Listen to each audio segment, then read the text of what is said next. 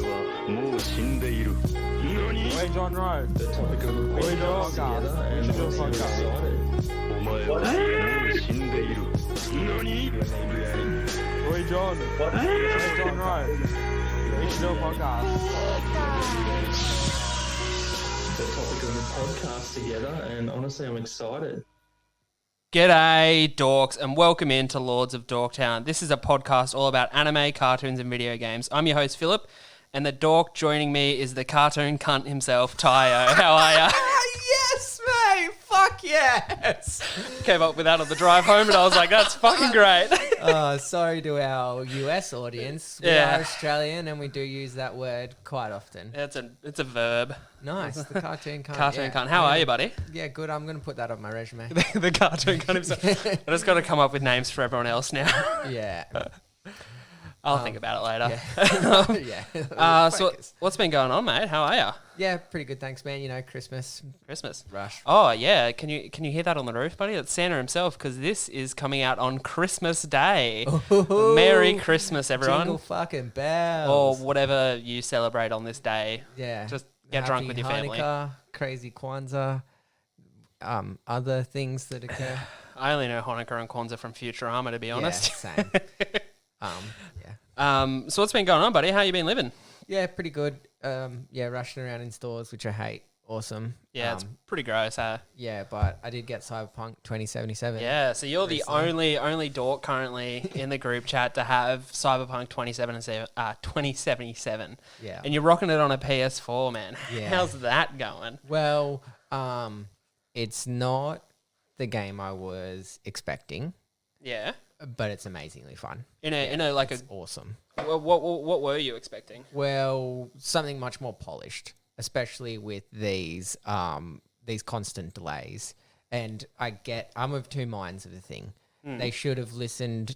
They shouldn't have listened to the consumers, me being one of them, and rushed this thing out unpolished. But also, if I had to wait a little bit longer, I was going to, I don't know, staple a toaster to my forehead or something. Yeah, the wait for 77 was getting real grim, hey? Yeah, because otherwise I would have bought Assassin's Creed Valhalla, which is the first Assassin's Creed game that I haven't pre-ordered since I've owned the Really? console. Yeah, because the last two ones weren't very Assassin's Creedy for me. The last They're two fun. Assassin's Creeds are like my favorite two Assassin's Creeds. I like Brotherhood was the last one I got real into. Yeah, the Ezio trilogy is amazing. The Desmond trilogy, which is like 1, 2 Revelations, like Brotherhood Revelations, and number 3 was great.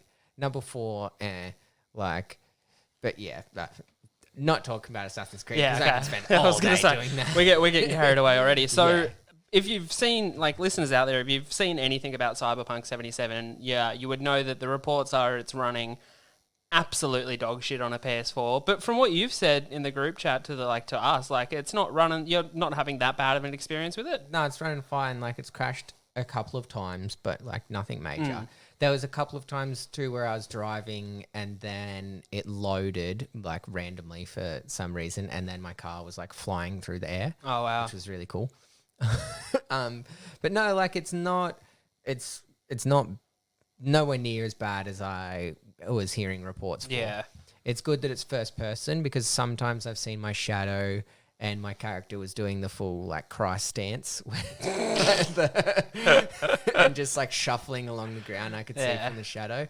But yeah, no, like the graphics aren't great, obviously, but it's like it's not meant for a PS4, and I have an old shitty TV, so I'm sure it would look better on a. Oh yeah, HD. the thought of TV. my PlayStation 4 running Cyberpunk 7, like running Netflix, it sounds like a Boeing 343 taking off. Like, it is the loudest fucking PS4. It would kill it. Yeah, true. Cyberpunk 77 would kill my PS4. Yeah, I think mine is a lot newer, and there's not much on it. I got a Slim. Mine's shit. Maybe like 5 years old now, 6 years old, something like Yeah, that. true. No, mine's not that old. Yeah, I think I got mine. Yeah, like fucking ages ago. Mine's like 2.5 years old. So like it's running okay. Like I think Arkham Knight had just come out when I got my Yeah, PS4. I remember that being a hot off the shelves game. yeah, it's been lots of fun. It's been really fun. It's sort of like this combination between like GTA, Borderlands, and I don't know if you ever played like Dying Light. Oh yeah, I've played Dying Light. Yeah. It's cool. It's a really cool concept. I can understand why it took so long, and I can understand why it's riddled with bugs because what they're trying to do is huge. Yeah, So, yeah. from all the so I've watched a few of the reviews, and I've watched one guy I like stream it, and he was streaming it on a PC, so it obviously looked amazing because it's fucking PC. But yeah, from all the reviews, I think it's definitely a game that I'm going to go in on. It's got a lot of things that sound like very up my alley, but also it was never going to be what it was, hyped up to be. Yeah, it was never going to be what I dreamt it would be. But, I loved Assassin's Creed, and my favorite Assassin's Creed games are probably Brotherhood, but like the whole Ezio trilogy. And they are notoriously like the buggiest glitch fucking things in the world. So like I climbed up some high ass shit and then went to get on the viewpoint and jumped sideways off a building and died and rage quit. So like, and I still love those games so much. So yeah, the storytelling is amazing. The world building is really, really cool. The depth, like Skyrim, like you'll find little chips somewhere and read like stories. So there's like, I love good depth. Just like when I read a novel, I love good maps, and like I love Game of Thrones for good maps. Lord of the Rings, the same, has good indexes in it that gives you a big depth. I just get a hard on for hard world building. Yeah. So like, yeah. I mean, it's just kind of a shame that it almost feels like, I don't know if they rushed it out for a pre-Christmas release just for the, just to, make sure it's in those stocking stuffers all around the world, or, whether it was just pressure from the gaming community as a whole to get it out. I think a bit of column A and a bit of column B. It's just a shame, man. I know. I think me and you are both in the same camp where I'd just rather wait for it to be proper. Like, I'm happy to wait for something to be good. Yeah, but definitely. I think that... Again, sorry. No, you're right. I think I would have been happier to wait if they said, it's actually going to come out April 10th, 2021, rather than April 10th, 2020. Yeah. And I was like, fuck yeah, I'm going to get this around my birthday. Yeah. I'm not even going to bother Assassin's Creed Valhalla. Whereas, like, I could have got the AC and not been as worried about it. But yeah. No, it's been lots of fun. Like, yeah. I'm very excited to go in on it on a PS5 Yeah. in April when it's like at, version 2.37, like where it's just completely fixed When and it's ready. patched up, yeah. When it's ready to go. That's something I'm super excited for. But that's not what we're here for, is it? No, it's not. We're here for a few things. Man, I'm kind of wrapped up in all the Christmas talk because, it's Christmas Day if you're hearing this, but for us, we're a few days out for Christmas, and every time around this year, I just kind of get a bit nostalgic, and I was thinking back the other day, and I think I've told you this story. I probably would have told you this story about the year Amelia, my wife, came to my family's Christmas for the first time, and I got the world's worst Christmas present. Oh, yes. I've seen that Christmas present. So bad. Oh, it's amazing. It's amazing. Wait, which one are you thinking of? The one that your mum got you? No, that's another Christmas. Yeah, that's fucking awful. That's up here. That's right up there. I know, I was looking at it. Yeah. No, that's a haunting dream catcher that is for my, my militant vegetarian, almost vegan wife. She got a dream catcher that's absolutely chocked full of leather and feathers that she fucking hates.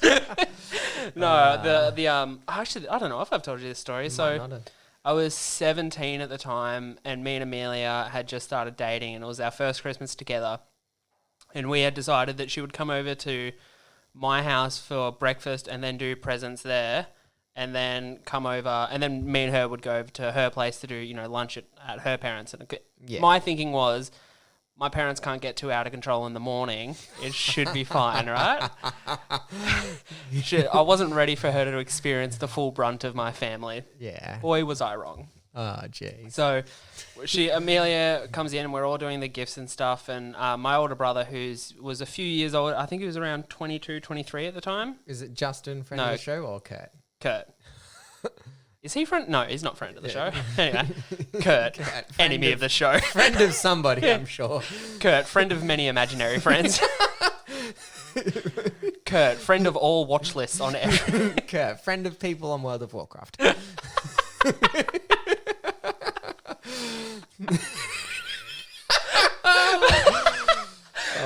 Kurt, friend of women on dating apps in Soviet Union countries. Oh, fuck, I hope he never hears this. Yeah. Anyhow, should I bleep out his name? Nah, fuck him. I've got heaps of brothers. It could be any of them. Yeah, he doesn't have the same last name. It's all good. Anyway, so they're doing presents, right? They're handing out mum and my stepdad are handing out presents, and they do the younger kids first, and they all get kitty stuff. I can't even remember what they got. Ben 10 Omnitrix or something like that. Maybe if someone was putting a Ben 10 Omnitrix in the op shop the week before Christmas, then maybe. Figured more like playing cards and a paper plane. I thought it's like one of the Macca's ones that they picked up from the op shop. Yeah, it comes with all one of the animals. Could you imagine putting a Happy Meal, just a full Happy Meal wrapped under the tree? Oh, it's great. It's fun. No, so yeah, they're giving out the presents, and then they do. Justin got something. I can't even remember what he got. He got something cool, and then for Kurt, right? And in my head, this plays out like a prize scene of like Wheel of Fortune or something like that. So Kurt, they're like, they roll in, so they go to the other room to bring in something. So like, it's going to be something big if they have to go to the other room to get it. It's not under the tree.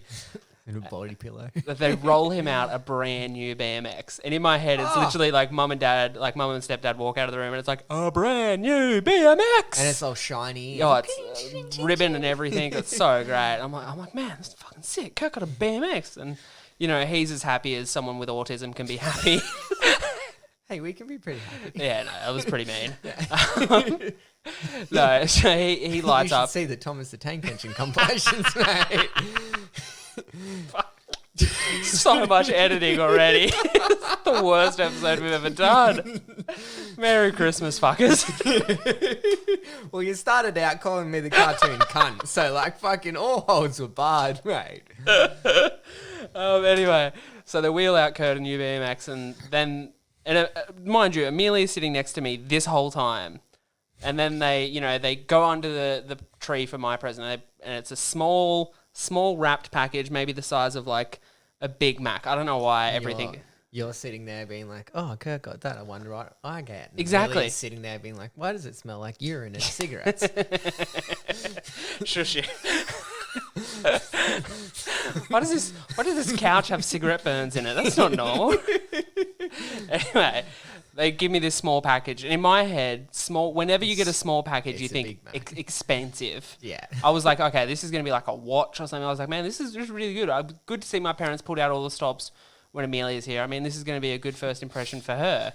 Anyway, so I start unwrapping it, and wouldn't you know it, it is a packet of 25-gram Champion Ruby filters and papers. Yes! And a box of dingers. Yeah. Because I just got a girlfriend, so clearly I needed a box of condoms. You need condoms and cigarettes. Condoms and cigarettes. I was 17. Yeah. My brother got a BMX and I got durries and dingers. That's fucking great. rough. That's great.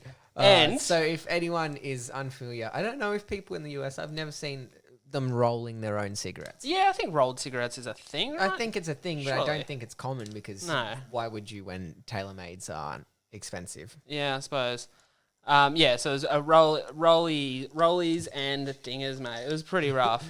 And then immediately followed up by my parents doing, Jaeger bombs at 8 o'clock in the morning. So any hope I had of, showing my new girlfriend a nice normal Christmas was fucking out the door. That's awesome. That's so awesome. But yeah, it was the first Christmas we ever spent together. We've been together ever since. It's Nice. 10 years ago. Yeah, well, far out. Wow, has it really been that long? 9 years. It'll be 10 years next year, yeah. Wow, that's crazy. Wow, poor Amelia. Oh, she's tolerant woman. Just very tolerant. But no, we're not here to talk about Christmas of past, mate. We're here to talk about a great series. A series that was originally going to be in the Getting Mouldy section at the end of this show, but I had to give it a whole episode because it's that good. Yes, I'm glad you did. Oh, I'm so glad we did. So, of course, we're talking about Star Wars Clone Wars, the 2003 series. So let's dive in. A long time ago, in a galaxy far, far away, a war was sweeping the star system. A war known as the Clone Wars. The two opposing sides, Jedi and Sith, fight for supremacy. This battle between the light side and the dark side is not only fought over many different front lines and across many different worlds, but also in the heart of a young Jedi named Anakin Skywalker. The very fate of the galaxy rests heavy on his shoulders. Will the clone army succeed in fighting off the Separatists and bring peace to the galaxy? Find out as we take a look back on Star Wars, The Clone Wars.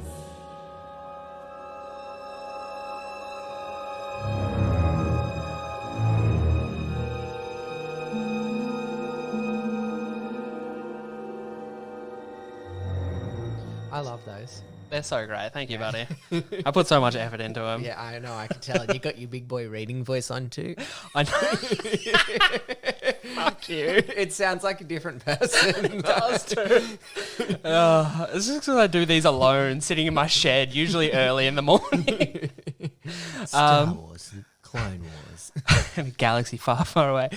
So Star Wars Clone Wars. It's an American animated television micro-series set in the Star Wars universe and developed and drawn by Tartanovsky, who is the creator of Samurai Jack. and Dexter's Laboratory. Yes. And he also did Primal, which is one I want to talk about later. Okay. Because that's great. Yeah. Produced and released between films The Clone Wars and Revenge of the Sith. It is among the first of many works to explore the conflict known as Clone Wars and directly leads into the events of Revenge of the Sith. Yeah. Fucking awesome. It's so great. It's no longer canon though now. None of this is considered canon anymore. Fuck Disney. I know. Disney's fucking Fuck shit. Disney's so bad. It's clear. It's so clear to me that this is a pre-Disney product. Yeah. Because it's great. It's Star Wars that has heart in it. There's I so would much. much rather this be canon than the fucking sequels. They're trash. Oh, like Force Awakens, Rise of Skywalker, and Yeah. The Last Jedi. Yeah. Yes. I got those out of order, but I think I got them all. Yeah. Mm. See, like, my partner and I love Star Wars. We've gone and hate watched every new release in the cinema. Yeah. But yeah, no, it's it's fucking amazing. It's so beautiful, man. You can really tell Grandy Tartanovsky, yeah. Tartanovsky. Yeah. You can really tell the Samurai Jack animation influence in that. And to me, the two biggest things that stood out in this series are amazing animation and amazing sound design. The sound design of this is great. And because it's a series that there's actually very little spoken dialogue, a lot of it is just the sound design. Like, the spoken dialogue in this is few and far between. Minimal. Yeah. It's really minimal. Yeah. A couple of things that really stand out about the animation that I loved. There's the classic Star Wars transitions. Oh. Like the wipes. So good. I know, I love I them. love a love good them wipe, so eh? much. That is one thing that I do like about the sequels is that they brought a lot of the wipes back in. Because in the original ones, it's basically every single Transition, every single transition is a wipe. And then in the prequels, which I do love. I love the prequels. I hate on everyone hating the prequels. I love that the sequels came out now too because the prequels are fun. Like, oh, Jar Jar Binks, yeah, he's fucking great. I also think it's I've had this theory about Star Wars for ages. It's just an age thing. If you were at, in your teens or early 20s when the original Star Wars come out, they're going to be your favorites and you're going to hate the prequels. Yeah. If you were in, around our age when the prequels came out, you're going to love the prequels and like, I still love the original. Like, they're still great. But for me, Star Wars always started... The first Star Wars movie I ever saw was The Phantom Menace. Yeah, which is amazing, which has my favourite character, Darth Maul. You love Darth Maul? Darth Maul, and then General Grievous is my second. Have you watched Rebels and the Clone Wars, where the other Clone Wars series, where he comes back? No, I've not yet watched all of that. I haven't watched any Rebels, and I haven't watched all of that. So I do know a lot of it. Yeah, so when he comes back in as this like kind of crime lord, underworld boss thing, like his reappearance in the Star Wars universe through those cartoon series is it's so and just fucking his good. entire backstory is really epic. How he's mastered, like all of the lightsaber forms and stuff. Yeah. That's another argument I like to make about the prequels being the best was because they had a better access to VFX. Mm. The way that they did effects in the original series is amazing, but some shit's really corny and... You farted in my shed, didn't you? Sorry, man. Fucking so right. You made eye contact with me the whole time too, you bastard. Sorry. Anyway. Yeah. Well, Grievous is really cool. Tangent. It's Okay. thick. So, like, the Star Wars transition's awesome. Palpatine in, like, the first scene you see him when he's, like, flicking his fingers He's the together. most evil-looking son of a bitch in this series. I love how over-exaggerated his, like, coyness and, like, sliminess is in this. He seems like such a slimy dirtball. Yeah, and it's awesome. It's exactly how he seems in Revenge of the Sith. Like, they nailed his kind of design and mannerisms and characteristics in this because to carry into Revenge of the Sith, it's perfectly continual. Yeah. Even though it's two different mediums, and I'm pretty sure two different voice actors. Like, yes, it is. Yeah, exactly. It's such a continual thread of storyline, and it doesn't feel jarring to go between this and then Revenge of the Sith. The only person that is an actual Star Wars voice that's voicing the same character is it Obi-Wan, right? No, Anthony Daniels. No, that's whoever does Obi-Wan is the same guy who does it in the Clone Wars. Is that right? He does James Arnold Taylor. He does an amazing job at it. That was one of my notes. It's like he does an amazing job at doing. He does the other Clone Wars. So he's Obi-Wan's voice throughout this series and in the Clone Wars. So he for me is the most Obi-Wan. He did a really good job. Yeah, C-3PO is the only actual voice. I hated Anakin's voice actor. It's fucking real bad. Anakin's design. No, this is the best I think Anakin's ever looked. Specifically his gold hand, his Jedi braid, and then his mullet. Like all three of those, I'm like, oh, it's so fucking. His Jedi braid, it was so good. Melly used to flowed think in the wind. Hayden Christensen was Amber's other boyfriend because she had a picture of him like when he's like liar to Padme as the back of her phone. She just like she's so wet for Anakin. So I hated the way Anakin looked and sounded. I hated the way Qui-Gon Jinn looked. They gave him Qui-Gon's this giant nose. beak of a nose. It is insane. Yeah. Like, because when he's looking like front on, it's completely normal, and then he turns down, and it's so. It's insanely big. It's so offensive to actor who plays Qui-Gon Jinn, Liam Neeson. Because he has a rather prominent nose. Yeah, but and it's like I didn't notice. No. Not until they did him like that. And I looked and I was like, oh. You got to do it. He has a specific, particular, certain set of skills, and you still go and do that to him. Yeah, he will find you. You monsters. The explosions are awesome. I love the color theory, like the red that they use with the explosions. Like that tentacle bounty hunter thing. He is named Daru. God. That is all beautiful. The way that they draw in motion blur, because that like motion blur doesn't exist in cartoons. Like that has to be drawn on, or you have to draw on like multiple layers on top of it. They do a really good job of that, and the minimal use of CGI, because I don't like heavy use of CGI in a cartoon. So that tentacle guy you were talking about, Dirge, and he's currently not. He's never been used in anything else, but he's not in canon. But I reckon, because I did a bit of digging into his backstory.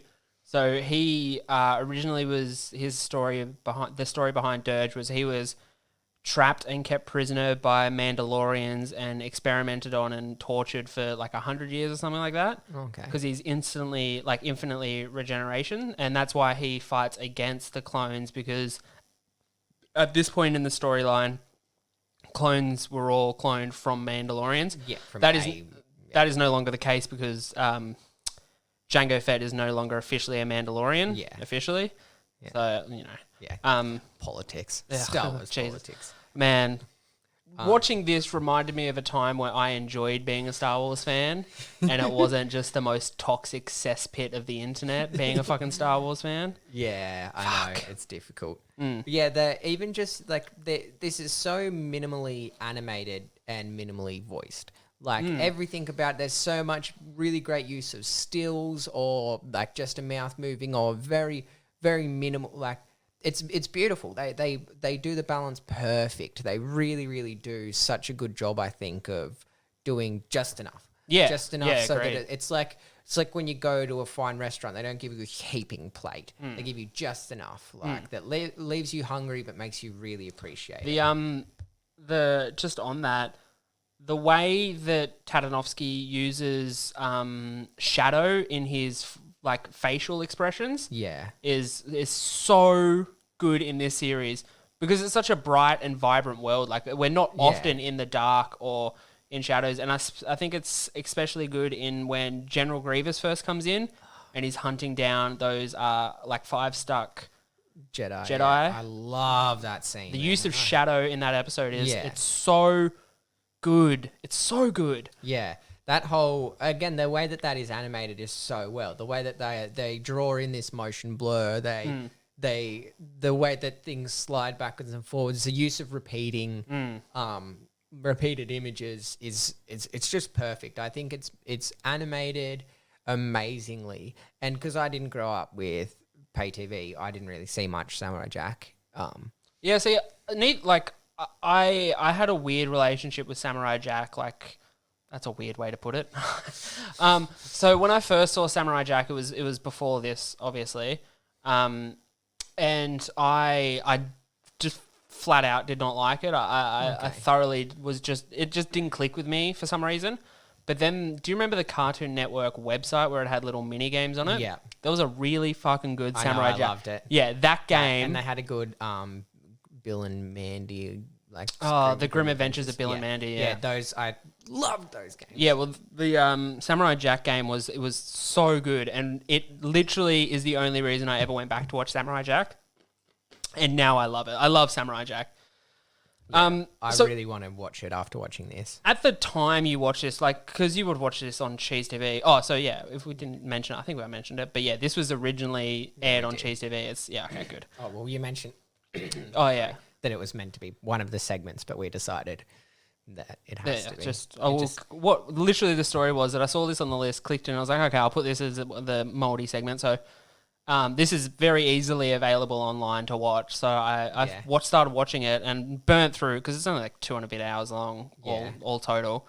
Burnt through it, it stopped, and I was like, man, I cannot there's no way I can condense my thoughts and feelings into a little segment attached to the end of a main episode. We could talk about the 2 and a bit hours, like 2 hours, 15 minutes or whatever it is of like cartoon that it is. I could talk about that for 4 hours. Oh, my notes are insane. Yeah, so I could break everything down. When this first started airing, like when you first watched this, what was your relationship with the Star Wars franchise at that time? I had a dog called Obi. Okay. That was the first dog, Calm, friend of the show, my brother and I ever really had. Like, we had a couple other ones, but that was our... I'm assuming from Obi-Wan Kenobi. Yeah, from Obi-Wan Kenobi. Dad loves Star Wars. He loves the Force. He loves like doing martial arts and like Japanese, and the way that philosophy and martial arts intersect and all this stuff. Yeah, Dad loves Star Wars. So had you seen like the original 3 at that? Okay. Yeah, I'd seen everything that was out, which I think was... The original 3 and Phantom Menace, yeah. Yeah. Oh, was number 2 not out yet? Oh, and number 2, yeah, so for me, going into the Clone Wars, I had not seen the original 3 when I first saw this. Oh, wow. I had seen Phantom Menace, and that's like the 4th time our feet have touched under the table. Hey, at least I didn't fart again. I had seen Phantom Menace, and I had seen... Phantom what? Menace. I know I said Menace, okay, but you said anyway. Menace a few times. Phantom Menace, and I had seen Clone Wars. Okay. So I'd seen those both, but I hadn't seen... So the reveal of Darth Vader for me had yet to come. Like, I just didn't know that was going to be a thing. Like, I did not know that Anakin was supposed to be Darth Vader. Yeah, wow. Like, so for me, that reveal was super organic and almost, like, weird, to be honest. because the reveal of that is in this show. Yeah, it foreshadows a lot of stuff, which Yeah. is really cool. So for me, this show is so firmly planted in my like history with Star Wars, because it was during this show that I realized that Anakin would become Darth Vader. And honestly, awesome. I'm a fucking idiot for not saying it earlier. Yeah, because it's foreshadowed throughout. Yeah, it's foreshadowed the whole time. Yeah. But it is done relatively subtly, which is awesome. Like it's really cool. Yeah, I love the storytelling that George Lucas has done. And this was so the Clone Wars was originally mentioned in like the first Star Wars movie. Phantom Menace, yeah. No. Attack of the Clones, was it? No, the first one. Oh, A New Hope. yeah. Number 4. Yeah, number 4. Sorry, it's really Yeah, weird. Star Wars that messes my brain. Amber and I have had big discussions at which order to show Mally Star Wars. I was thinking start with the original 3, then the prequels, then show them to her how they came out. But Amber's of a mind to show her, show them chronologically in. No, you can't do chronologically. But she says it makes it more fun worrying if Obi-Wan will survive in all of the dumb shit that he gets himself caught up into. Like we've had lengthy discussions. There is lots of good reasons for and against. I stick with in the way they came out, but yeah, she's very firm with chronologically for the story. But yeah, it's awesome. It really is like it's a fucking religion. Star Wars fandom is nuts, and I expect this to be we'll get some fucking heat off this episode from Star Wars fans. So for me, like when I first watched this series, it was my first actual love, because I enjoyed the Phantom Menace and I enjoyed the Clone. I know I keep saying it, it's fine. I don't know what's wrong with my brain, and I enjoyed the Clone Wars. But I wasn't one of those people that saw the movies and was immediately hooked. Like for me, it wasn't an immediate thing. Okay. This is what hooked me in. Like this is my Star Wars. This was my origin story for my love of Star Wars that has continued. Like I've been a massive Star Wars fan for ages. I mean, there's like just around here we'll just. There's a reason I have a Mace Windu lightsaber. Yes. It's because of this series. Like, I love that like what the lightsabers are meant to represent, that like blue is for people who are really good with a saber more so, and green is for people who are more force based. Yeah, and then purple is because Samuel Jackson loves purple. Yeah. And anime and hentai. Yeah. Those two aren't related, but he does. He's our people. Yeah. So this is my origin story for my love of Star Wars, and I kind of want to talk about the Mace Windu bits in this. Oh, same. Holy fuck! That was the first episode I ever saw of this series, because I came to it late. I didn't see the first little bits with Dredd. Who was it? Dirge. What was his name? Dirge. Yeah. Doug. I didn't see those bits before. My first episode of this was Mace Windu, and it is beating the fuck out of some. It's droids. so good, man. Yeah, there's a whole big section on this about that. Especially, like, I want to talk the ship that was... Yeah, the Stomp-O-Matic 10,000. The way that's animated, where it's this instant... Poof, yeah. And it's... Pop. And it's so quick. Yeah, it's so... Up. And the use of sound, and then how it cuts to... It's like, oh yeah, you see it from afar, you're like, oh yeah, that's just like your hand slapping some ants on the table. And then it goes there and it's like this devastation and shit goes crazy. Yeah, no, it's fucking beautiful. Like this... If people listening haven't seen this, watch this. Like this is so easily available like, too. Yeah, and it's beautiful. Like it is a masterpiece. Like it really, really is. I think it's the best Star Wars property. Like, yeah, it's amazing. And there's very little that lets it down. Like I don't like the way Anakin sounds. I don't like. I kind of like how moody of a teenager he sounds like. Yeah, it's the most moody teenager, and the way he looks, I'll fight you on that. He is. Gorgeous throughout this. He looks like an idiot. And the Wookiees look terrible. But aside from that... Wookiee, I've never... Like, when I first saw these Wookiees on the rewatch, I'm like, man, I don't remember Wookiees being so fat. They're so fat and, like, bubbly. They look like gibbons. Oh, they're so bad. Yeah, but, yeah, that's one of the only downsides is a few of the characters. Yeah, that Stomp-O-Matic thing is awesome. The way Mace pulls the nuts and bolts out of that droid and like destroys the droids. Uses it as like shrapnel. Yeah.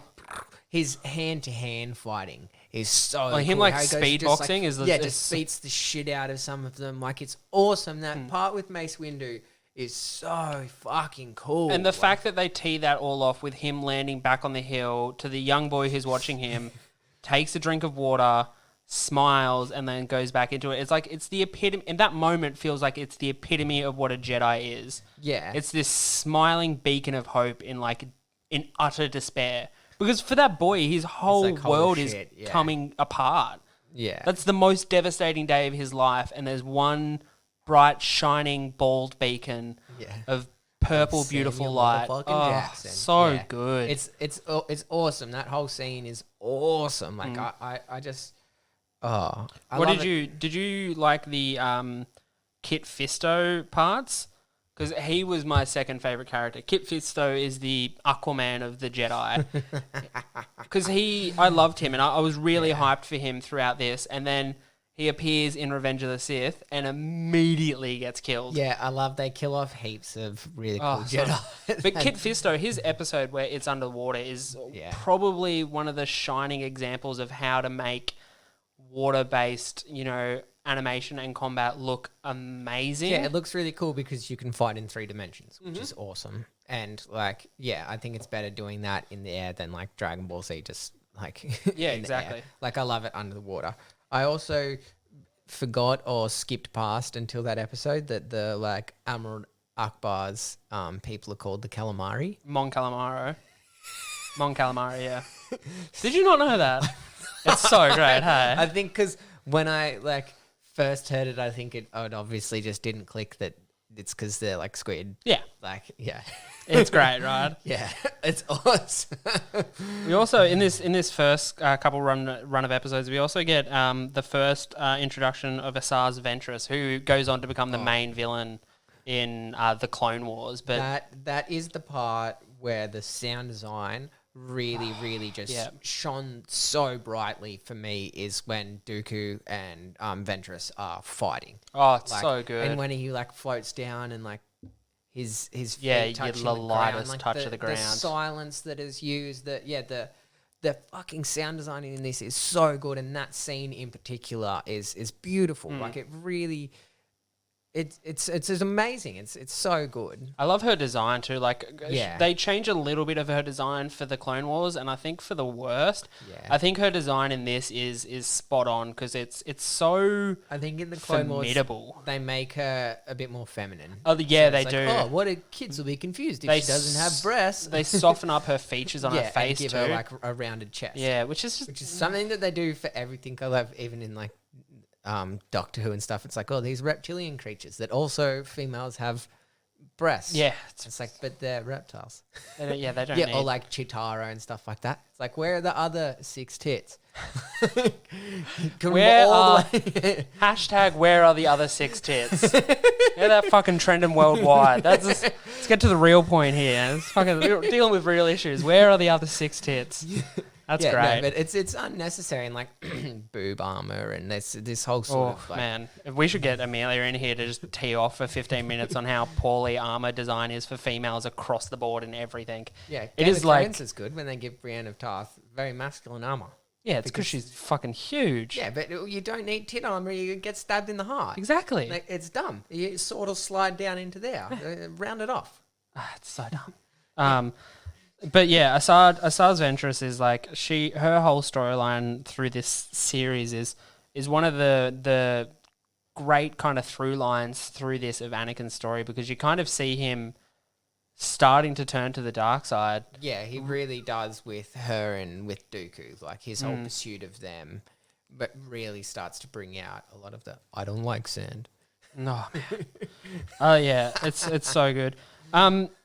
What did you think of the kind of tribe thing that Anakin and Obi-Wan end up in? What's the name of that planet? I think it's called... I've got it written down here somewhere, sorry. Can't remember. Anakin and Obi-Wan say dangerous mission, blah, blah, blah, blah, blah. Sorry, guys. This is so unprofessional. Oh, pardon me. That yawn just timed perfectly. Nelva. The Nelva. So that's the climax of, that last season is Obi-Wan and Anakin on this, indigenous home world. He's facing this trial of fire, and Anakin has to, kind of rescue all these warriors, and it's where we see the first vision of Anakin becoming Darth Vader, and it's also the design of Anakin in there with the blue tribal paint all over him that was put on by leeches is so cool. Yeah, definitely. Yeah, I think it's cool. Like, it's definitely not a standout for me. The part where he's in the cave and you get to see that little foreshadowing in the way that they draw Darth Vader's face out of the tribal design. I think that's all really, really cool.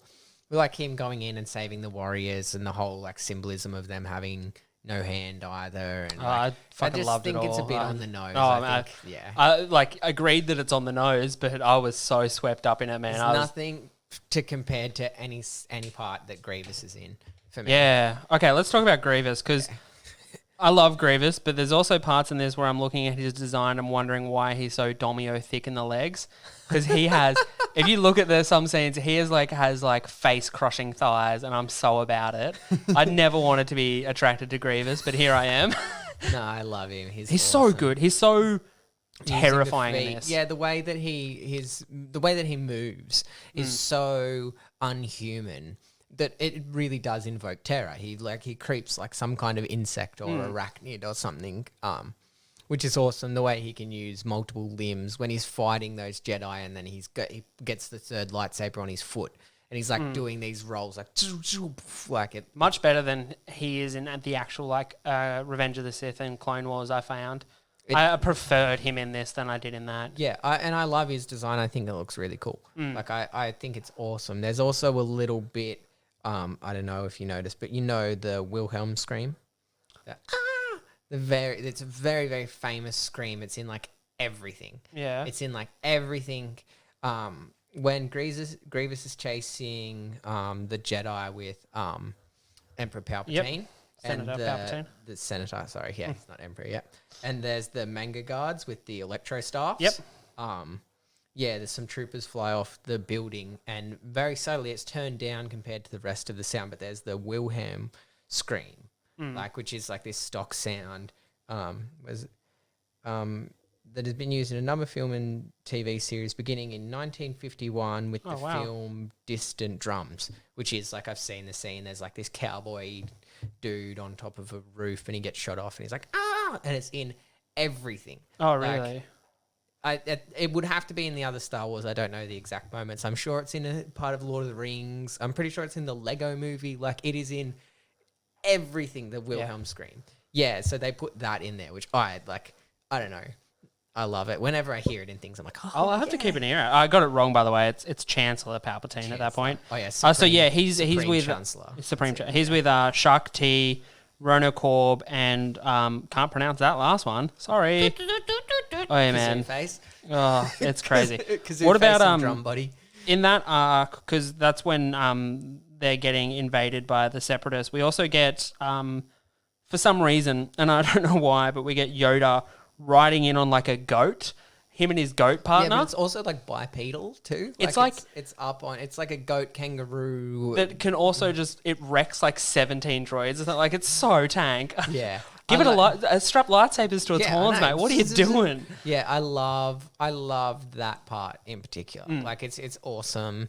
The way they're like in the elevator and like, fine, and then like Grievous is coming down there. Yeah, and then when the clones are fighting off one side of the center and the right, they're like, rebolts to the right flank. Like, what about the left? Oh, the Jedi have the left, and it's just Mace and Yoda just like going ham. Oh, so good. And just wrecking shit. It's so good. Yeah. Also, in that kind of little bit where that's Shak T uses the Force to tie Grievous's cape to a train. Yeah. And you just see Grievous just get fucking yeeted out of the frame. And it's so great because it's that perfect moment of stillness and silence that we were talking about earlier, where the scene has been so fast-paced and so bombastic, and then all of a sudden it stops and it's slow because Grievous finally has them cornered, and there's a second pause, and then it's boom, and Grievous is gone. And Yeetus.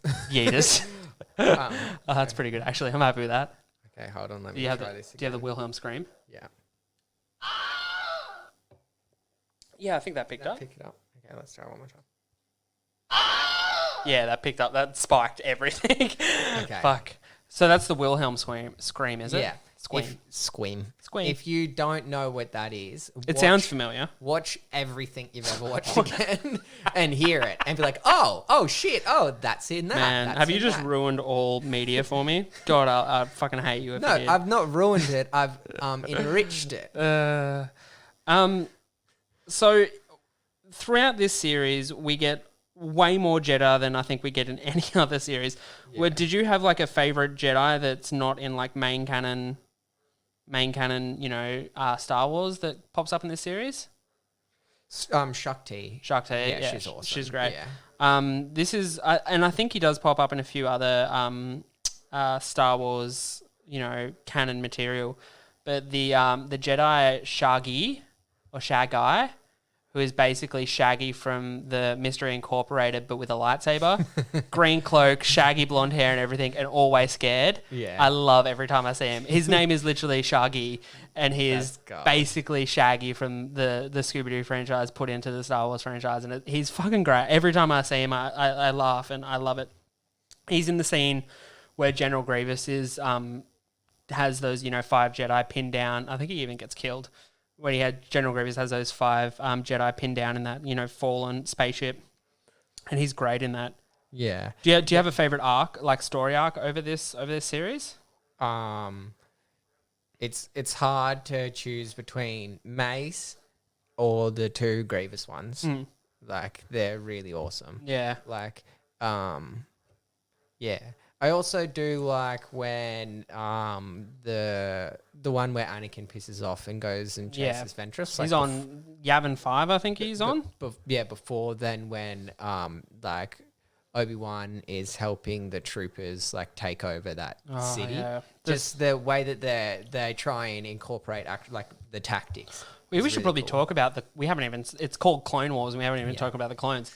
The clones in this series are so competent and good at what they're doing. Yeah, they're it's awesome. So great to see. Like non-verbal communication, hand signals, the way that they like the use of different types of troops, like heavy troops, light infantry, the special forces and stuff. They use it really, really well. They they go in and out, like snatch and grab tactics. Like they do a great job. Like from someone who knows fuck all about military except for playing tabletop. It makes games. you feel like you know it. Like watching them do it makes you, My gives you the extent to instant that sense. is playing Lord of the Rings strategy battle game, which is like from Games Workshop, which is like the even nerdier version of Warcraft, I guess, because even less people play it. Like, Warcraft people look at me like, psh, Is that the niche version of Warhammer? yeah. Oh, Wow. Warhammer, yeah, sorry. Yeah. yeah, the Warhammer nerds like, psh, Wow. Lord of the Rings SGP. Imagine being more niche than Warhammer. That's incredible. Yeah, but I like from that I read about certain tactics, and it's great to see the tactics used.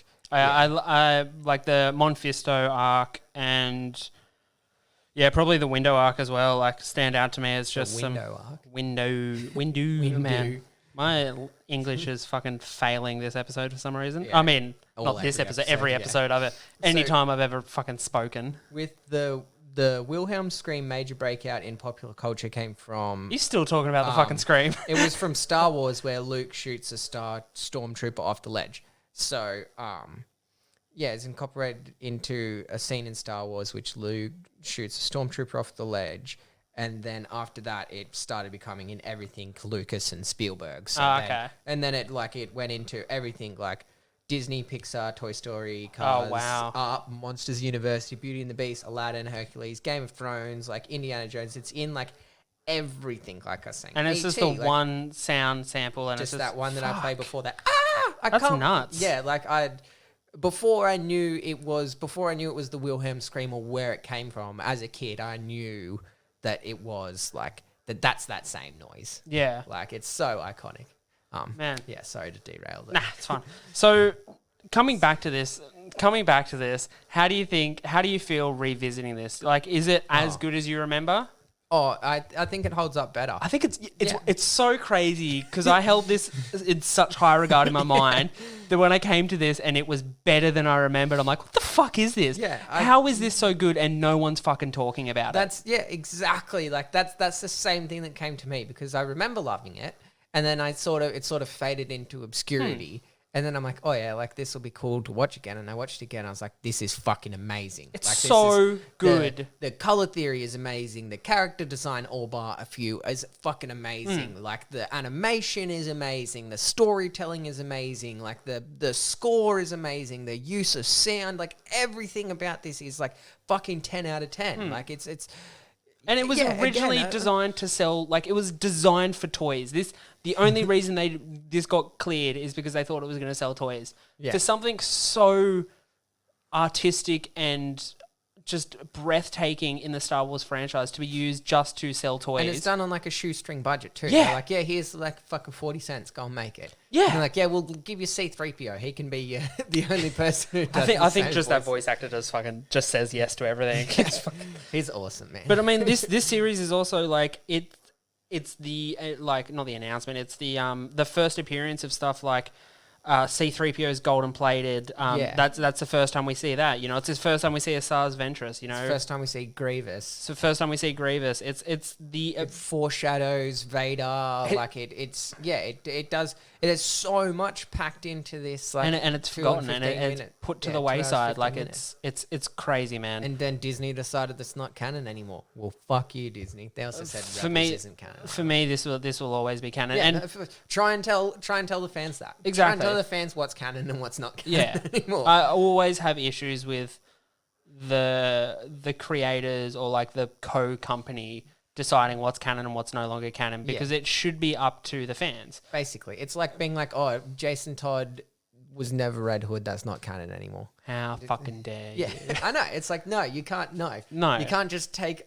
a story away. Like that's probably a poor example because of how twisted. Yeah. But that is the same with like trying to say a DC story arc or like something like that. It doesn't fit in with the rest anymore. Yeah. It's like, no, you can say that it takes place in another universe or it's canon somewhere else. Like you can't just use you can't take that away. Exactly. It frustrates me, and I think for me this series epitomizes what.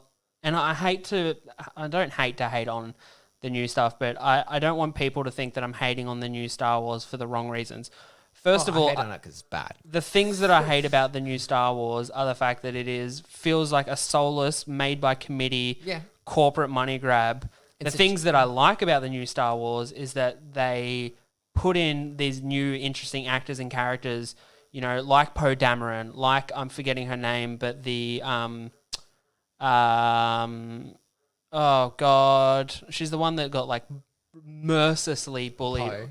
Not Poe Dameron. Oh. I love Poe Dameron. The chick that got Oh no, is her name Poe? The Asian girl. Yeah, Poe. Yeah, sorry. I love her character in it. I think her character actually brings a lot into it. The thing that makes those movies bad is that they are soulless corporate machines. Oh yeah, especially the first one, how it's just like it's stitched together all of these scenes. Like that's like, oh, do you remember that? Oh, it's like a Death Star, but it's not like a Death Star. It's like do something else. Soulless. Oh, it's the Star Killer. It's really there's so much cheese in it. I love what is it? It's not Rebels. What's the Rogue One? Oh, Rogue One's great. Fucking amazing. That's great. That's such a great... That adds so much to the Star Wars universe, and they didn't have to do it in this cheesy, like, nostalgia tickling, like, oh, I remember Jar Jar. No, it's just... Yeah, they do it great, and everyone dies, and it's a fucking great story. So exactly. Spoilers. Oh, fuck it.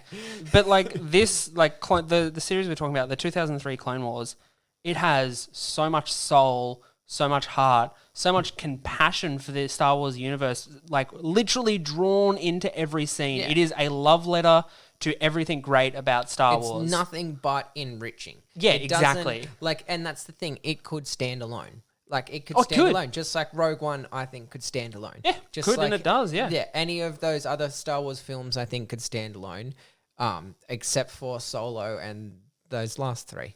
Yeah, I just... Like- I hate... Because, I don't like it.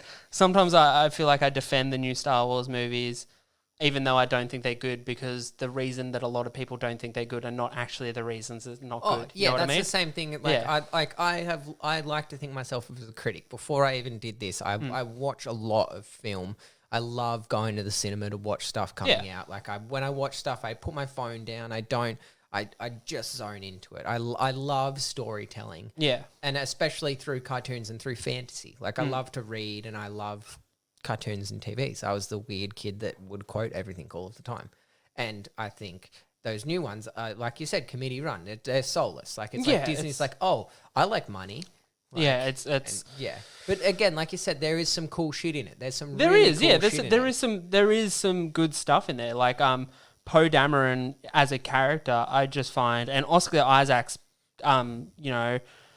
depiction of Poe Dameron and what that character brings to the universe, it's fucking breathtakingly good. Yeah. It's just surrounded by this fucking soulless, grubby conglomerate that is Disney, and I fucking hate it. When Kylo stops Blaster, like with the Force. Adam holy Driver. shit, Adam that Driver is just powerful. Yeah, that's really cool. But again, like the helmet's kind of dumb. But I get that. That's one thing that I can pass off because it's like, oh, they're kind of putting it in like he's Pop's fanboy, Yeah. like he wants to be like that. And they do sort of like acknowledge that, but there's so much of it that is just like even like why Ray. are you doing Ray, I found an engaging character. Oh, I don't know why we're fucking talking about the new Star Wars movies. We could talk about age. We've already gone like an hour. Fuck.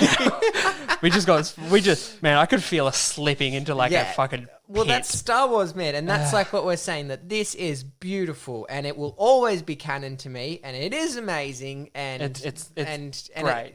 And it's nothing but enriching. Yeah, this is amazing. I mean, I don't even think we need to give final thoughts on this. This is getting it. Yeah. This is my Star Wars. This is my getting it origin all over story. my chest, all over my face. It's Oh, man. all over me. This is getting it Yeah. like a fucking hot chick gets drinks at a bar. That's a terrible metaphor. I'm sorry. No, that's terrible. I fucking hate that. Come after him, girls. I feel dirty. We should move into the next segment, the Mouldy Cheese segment. This is a segment of the show where we take a look back on the various shows that aired on Cheese TV and decide whether it's aged like a fine cheese or if it's just plain mouldy. And this week on the menu, it's Project Geeker. Let's have a hear from it now. The future. Mr. Moloch created me, an artificial human codenamed Project GKR. I am known as Geeker, and my synthetic body has almost unlimited power. Moloch plans to use me to conquer the world. But Lady Macbeth, a streetwise thief, stole me before I could receive the programming which would force me to be Moloch's fighting machine. Lady Macbeth was helped by a super intelligent dinosaur, Noah. That's me, Geeker. And that's me.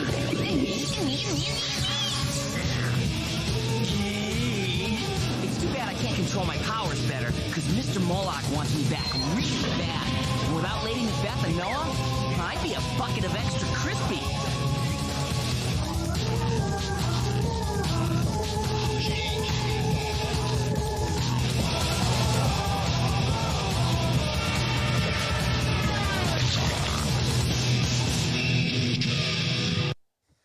So Project Geeker, an animated television... It's so bad. It's so bad.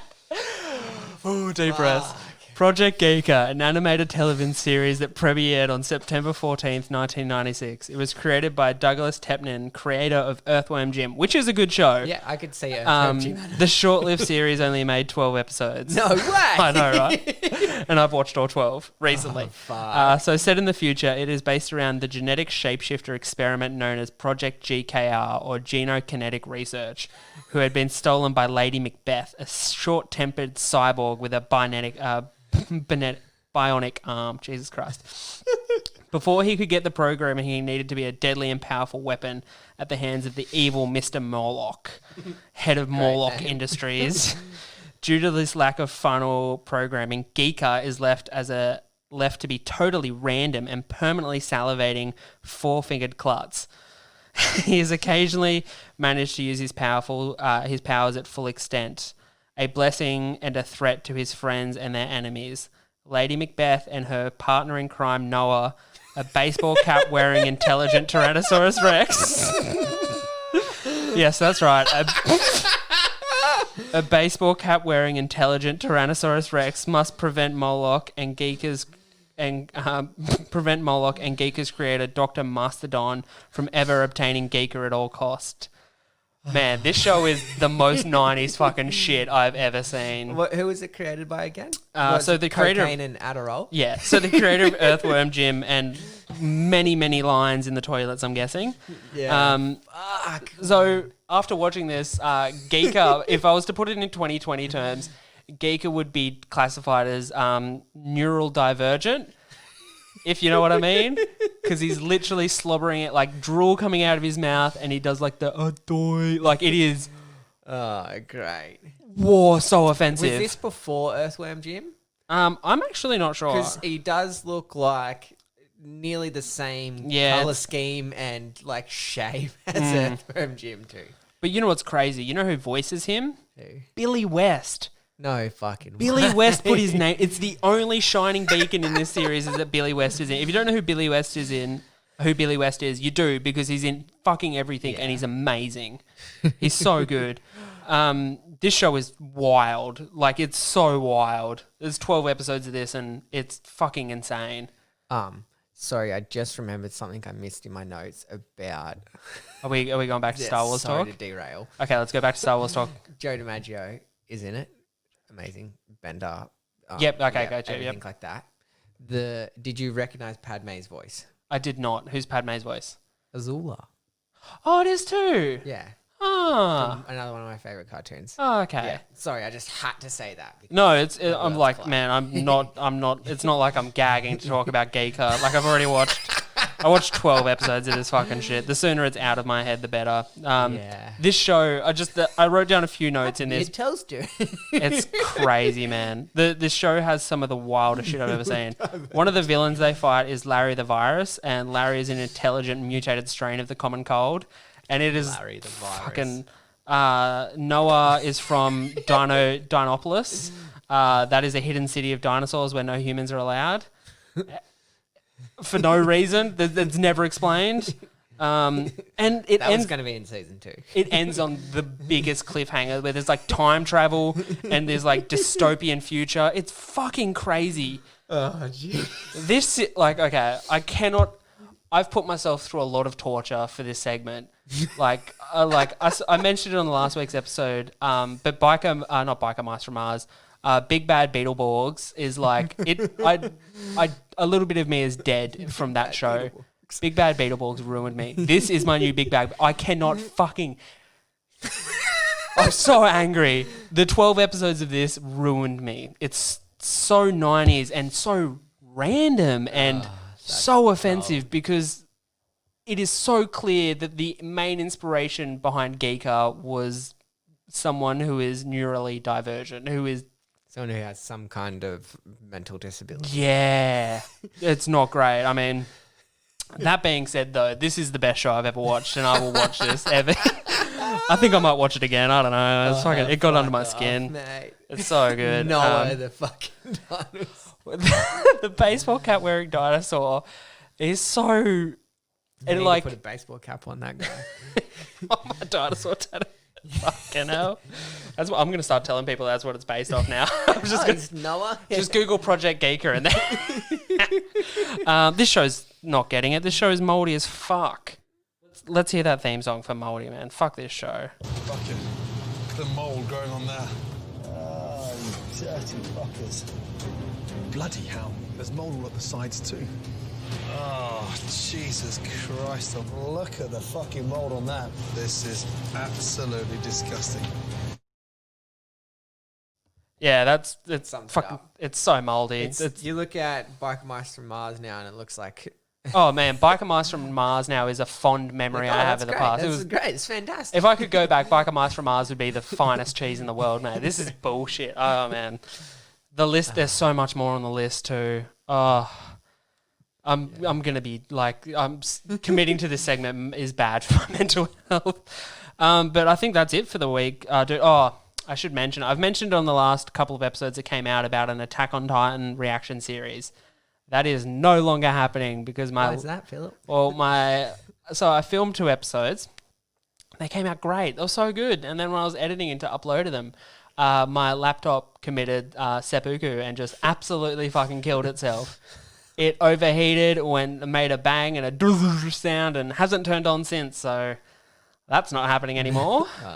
Sad time. But we will obviously review Attack on Titan when it finally comes out, all of it. Are you up to date yet? No, I haven't started watching I don't read manga. No, but have you started watching season 4? No, I haven't started yet because I'm waiting for a little bit more to come. It's very, very good. I fucking bet it is. Yeah. We'll probably leave it at that, guys. It's been a fucking ripper of an episode, Ty. God, it's been good. I'm really stoked. Yeah, it was awesome. It's been Lots of sick. fun, as always. And man, the listeners out there, we have some ripper content coming down the pipeline soon, man. I'm super excited. Tyson the cartoon can't wait. I'm so happy about that name too. So guys, make sure you get on the socials at Lords of Dorktown on Twitter, Facebook and Instagram. Write us into the pod at Gmail, at lordsofdorktown@gmail.com. We'll read your letters out on the pod if you want to. No one's requested that yet, but you can request it if you want. And yeah, keep it dorky, guys. Stay dorky. Yo!